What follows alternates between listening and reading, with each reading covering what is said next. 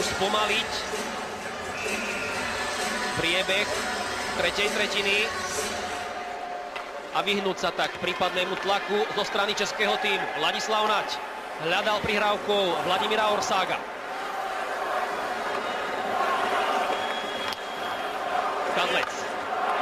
Po ňom Modrý. Pre puk sa vrátil práve Jiří Hudler. Kadlec. Blokovaný strelecký pokus a Laco Nať posiela puk až na hokejku Tomáša Vokouna. David Výborný. Ťažisko nášho forecheckingu sa pomaly presúva do stredného pásma. Pozor, Jan Lašák. Netrafil ten puk najlepšie. Tu je Jaroslav Špaček. Po ňom Jaroslav Modrý.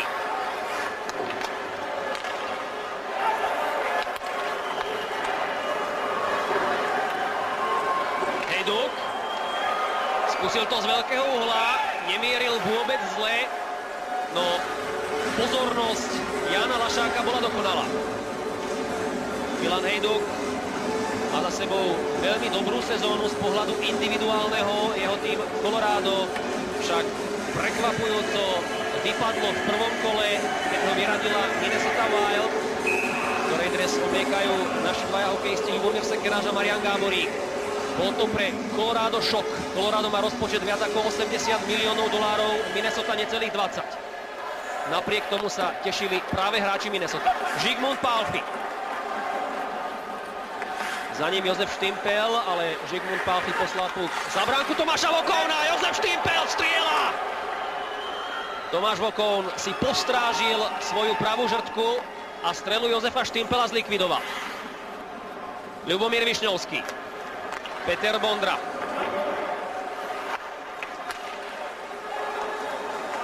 Suchý.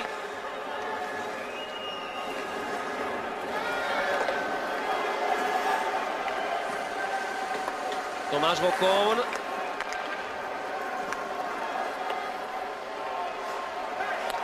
Hlinka. Jan Lašák takmer vyrazil puk na hokejku Milana Hejduka. Peter Bondra z veľkej diaľky. Napriek tomu nebezpečne. Na ľad už naskočil Pavol Demitra. Robert Švehla. Demitra. Tu je Šatán, ale na puk nedočiahol. Má ho vo svojej moci Petr Kadlec. Hejduk spravil to veľmi dobre, ale strela Michala Supa bola napokon zblokovaná. Pavol Demitra. Richard Zedník. Takmer sa dostal cez Jana Hejdu. Šatán. Ukazuje sa mu Zedník. Šatán má však puk stále vo svojej moci. Výborne to spravil Miro Šatán. Zedník. Suchý. Naši držia ťažisko hry úctyhodnej vzdialenosti od bránky Jana Lašáka a to je dobre. Richard Zedník pred bránkou má Mira Šatana. Dušan Milo upratal puk pred Davidom Výborným. Česi sa však dostali do nášho obranného pásma. Milan Michálek. Richard Lindner v tvrdom súboji s Davidom Výborným. Jiří Hudler, pri ňom zasa Dušan Milo. Špaček nemá priestor na strelu a tak posiela puk späť do rohu, kde je David Výborný, ale aj náš Dušan Milo. Tu je Laco Nať. Otvára sa mu priestor, Laco Nať postupuje s pukom. Lindner, výborne vystrelil Richard Lindner spoza hráča. Tomáš Vokoun mal čo robiť. Chyba Čechov, Žigmund Pálffy, škoda! Ešte Jozef Štimpel, strela! Ďalšia strela, ktorej autorom bol Radovan Suchý.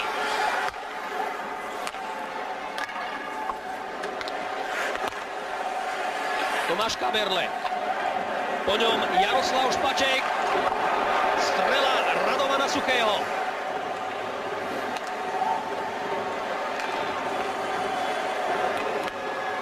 Beží už záverečná 8-minútovka stretnutia, stále vyhrávame o 1 gól nad Čechmi a v tretej tretine sme zatiaľ gól nevideli. Martin Štrbák Vyhodil puk, prečíslenie je tam ľavo. Žigmund Pálffy, neprešla mu prihrávka cez Kadleca, ktorý sa dobre vrátil. Peter Bondra ešte. Atakovaný Jaroslavom Modrým, robustný zadá Kráľov, teraz nepustil Petra Bondru k puku. Dramatické momenty na obidvoch stranách, Česi už otvorili hru, snažia sa hrať dopredu. Robert Reichel, zadu Kadlec, pozor na hlaváča, ten je v dobrej šanci. Ešte obetavo naši chlapci, ktorí tam ľahli do toho Hejdukovho pokusu. Richard Zegník bol tým hráčom, ktorý vlastným telom stlmil alebo zabránil Hejdukovi vystreliť na našu bránu. Opäť Zegník v súboji. Je to zakázané uvoľnenie. Máme za sebou 13 minút a 7 sekúnd z tretej časti hry. Máme Kadleca, brancu Pražskej Slávie, už som o ňom hovoril, a ešte raz. Tá hlavička, ktorú si dovolil po strele Hejduka z ťažkého úhla Jan Lašák, a Lindnerová dolka, dobre to trafil, mieril pod vyrážačku Tomáša Vokovna, chytajúceho v opačnom garde, že tá strela bola veľmi dobre mierená. Hartwall Arena je prakticky zaplnená, dominujú tu slovenské a české vlajky. Ja radujem, že máme tu viacej priaznivcov ako českí hokejisti a naši chlapci zatiaľ vádzajú veľmi dobrú prácu. Od začiatku stretnutia bolo cítiť, že chceme tú bronzovú medailu, že pôjdeme tvrdo za svojím cieľom, že nás prehra v semifinále so Švédskom neznechutila. Janko Lašák potrebuje ešte 7 minút udržať v tretej tretine čisté konto. V tom prípade máme bronz, ale nepredbiehajme. Dušan Milo. Potom sme dostali puk do stredného pásma. A Vladimír Orsák sa tam predieral cez Jana Hejdu. Špaček. Obrane tentokrát spoločne s Hejdom. Predu potom formácia Roberta Reichela. Presunul sa do nej k výbornému Vrbata. To bol 13. útočník písaný na súpiske českého týmu. Pozor na Davida Výborného. Sice prihral, ale Hlinka môže ísť dopredu aj so svojimi krydelníkmi. A do Orsák má vľavo už Laca Naďa. Vidím Jaroslav Špaček. Co nahádzuje na Vlada Orsága, to neprehráva veľa súbojov. Napriek tomu, že nie je veľmi robustným hokejistom, nie je najvyšší, ale silové dispozície má vynikajúce. Ešte 6 minút. Už to budeme odpočítavať po minútach, pretože 6 minút nás momentálne delí od bronzovej medaily. Musíme si dať pozor na Hejduka, na skúsených Čechov. Lašák nepridržal puk ešte. Štimpel môže vyhodiť, Jaškovi sa tak darí a Bondra. Súboj s Kadlecom. Peter Bondra získal puk. Peter, fantastická akcia. Štimpel. To bola dôraznosť 35-ročného hráča Washingtonu, ešte Žigo Pálffy. Našiel Bondru. Mohlo by rozhodnuté. Teraz musia Česi ruky, nohy boskávať Tomášovi Vokovnovi, ktorý chytil čistý gól. Pozor však na českú odpoveď. Strela Tomáša Kaberleho od modrej čiary. Ešte Robert Reichel. Po ňom Milan Hejduk. Tomáš Kaberle, Žigmund Pálffy sa obetavo pokusil hodiť do strely. Žigmund Pálffy korčuluje za pukom. Rýchlostný súboj s Tomášom Kaberlem. Žigmund Pálffy sa napokon v puku za pomoci Richarda Zegníka dostal. Tomáš Vokov, Kadlec.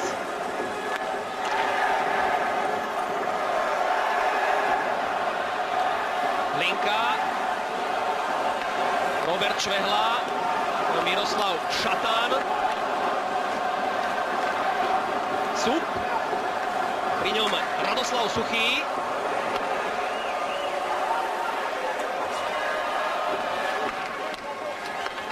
Pavol Demitra naskočil na ľadovú plochu, výborne Robert Švehla. Šatán posiela puk až na našu striedačku. Puk sa klzal po mantineli a od českého hráča sa napokon dostal mimo ľadovej plochy. Tu je tá predchádzajúca akcia, ktorú vypracoval Peter Bondra. Peter Bondra 6-krát vyhral súťaž o najrýchlejšieho korčuliara NHL a v tomto súboji dal jasnú odpoveď na otázku, či to bola náhoda. Peter Bondra prešprintoval českého hráča, hoci mal puku podstatne ďalej a vypracoval sebe v zápätí aj Žigmundovi Palfimu gólovú príležitosť.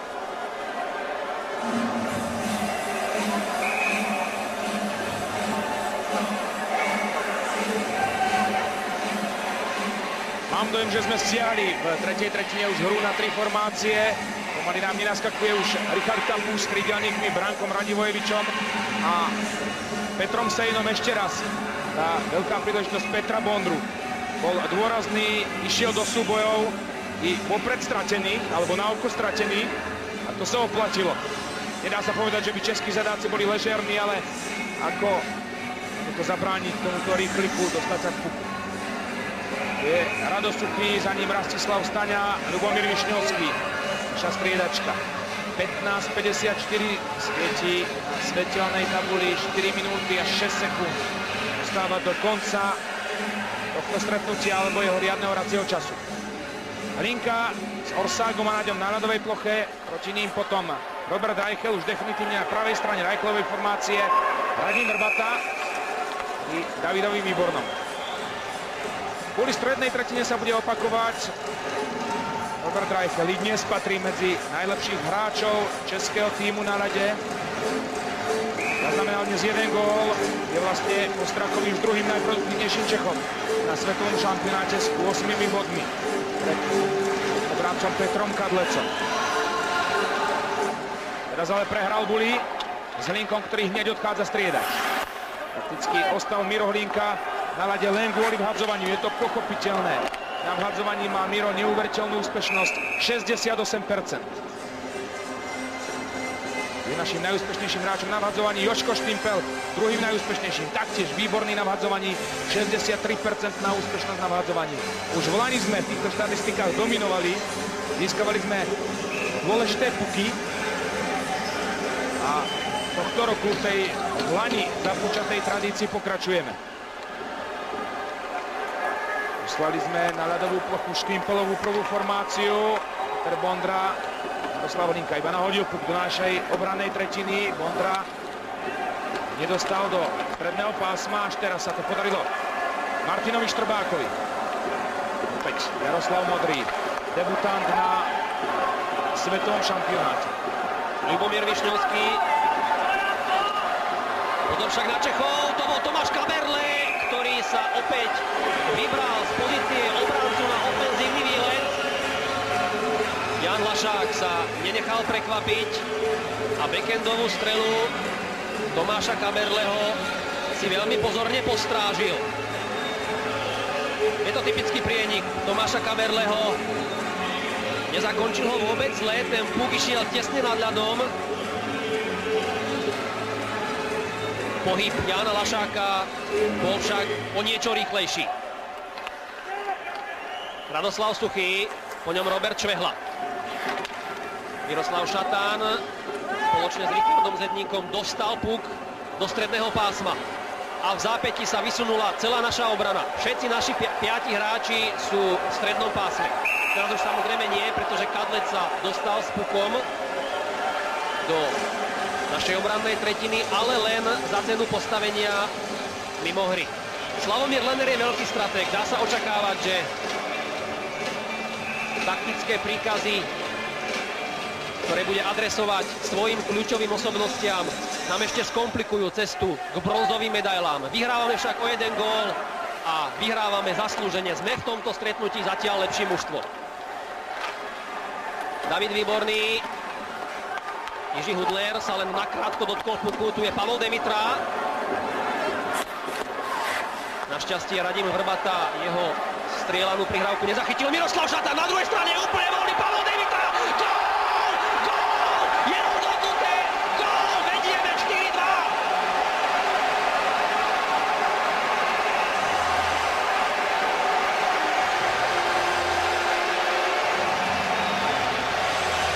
Druhý gól dubnického Kovanca na 67. svetovom šampionáte nám dovoluje v tomto momente už pomýšľať na ten dotyk bronzu. Miro Šatán prekrásne to urobil. Zodvihol hlavu, uvidel vpravo Pavla Demitru Jeho góly v zlomových momentoch potrebujeme a dnes odohral Palo Demitra fantastické stretnutie. Spomente si na tú prihrávku Petrovi Bondrovi na gól a teraz Demitrova koncovka. Sám povedal, chcem ísť na tieto majstrovstvá sveta, ja som ešte v živote vlastne nič veľké nevyhral. Chcem niečo získať, chcem niečo vyhrať. Veľmi ťažko sa dostával, veľmi ťažké boli rokovania.